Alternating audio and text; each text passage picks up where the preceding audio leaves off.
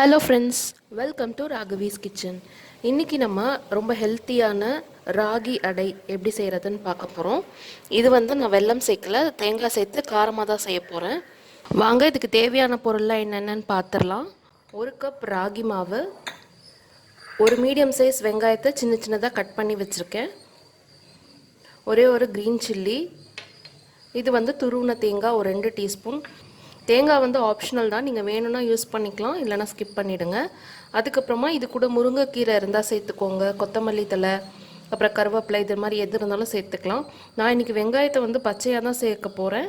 நீங்கள் தாளிக்கிறதா இருந்தால் கூட கடுகு உளுத்தம் பருப்பு போட்டு தாளித்து சேர்த்துக்கலாம், அதுவும் நல்லா தான் இருக்கும்.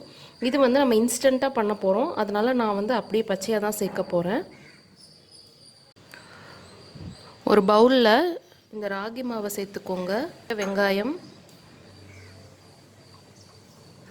பச்சை மிளகாய், தேங்காய், தேவையான அளவு உப்பு சேர்த்துக்கோங்க.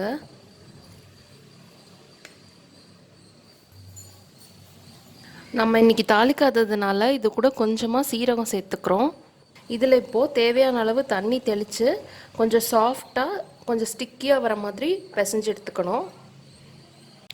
இதை ஒரு வாட்டி நல்லா கலந்துட்டு கொஞ்சம் கொஞ்சமாக தண்ணி ஊற்றி கொஞ்சம் சாஃப்டாக ஒட்டுற பதத்துக்கு மாவு பிசைஞ்சுக்கோங்க.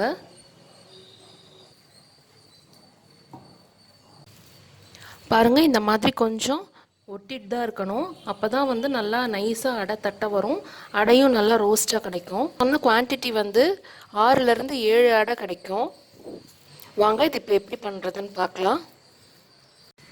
இந்த மாதிரி ஒரு பார்ச்மெண்ட் பேப்பர் எடுத்துக்கோங்க, அப்படி இல்லைன்னா இலை இருந்ததுன்னா இன்னும் நல்லா டேஸ்ட்டாக இருக்கும். இந்த பட்டர் பேப்பரில் லேசாக எண்ணெய் தடவிக்கோங்க, இல்லைன்னா எடுக்கிறதுக்கு வராது.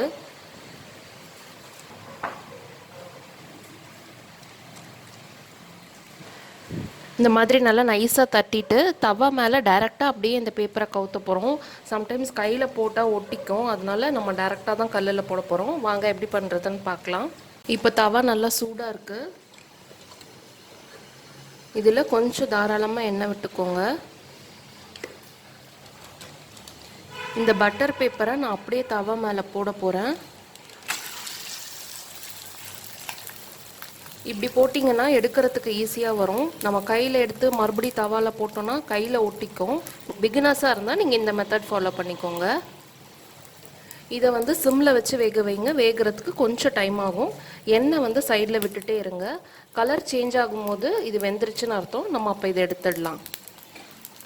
முடிஞ்ச வரைக்கும் நைஸாக தட்டிக்கோங்க.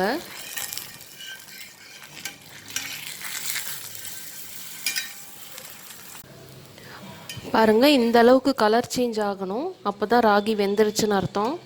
உங்களுக்கு நல்ல ஒரு ஸ்மெல் கூட வரும், ராகியோட ஸ்மெல் நல்லா வரும். அதை வச்சு நீங்கள் தெரிஞ்சுக்கலாம் இது வெந்துருச்சுன்னு. ஒரு 4 to 5 minutes சிம்மில் வேகணும். இப்போ இது ரெடி ஆகிடுச்சு. நான் உங்களுக்கு இன்னொன்று போட்டு காமிக்கிறேன். நான் இந்த பட்டர் பேப்பரில் தட்டி வச்சுருக்கேன்.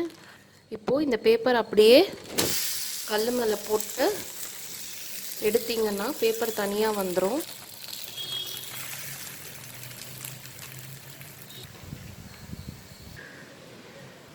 இதை நான் இன்றைக்கி கோகனட் சட்னியும் வெல்லமும் வச்சு சர்வ் பண்ணியிருக்கேன். நீங்களும் இந்த ரெசிபி உங்கள் வீட்டில் ட்ரை பண்ணி பாருங்கள். உங்களுக்கு என்னோடய சேனல் பிடிச்சிருந்தால் லைக் பண்ணுங்கள், ஷேர் பண்ணுங்கள், சப்ஸ்கிரைப் பண்ணுங்கள். தேங்க்யூ.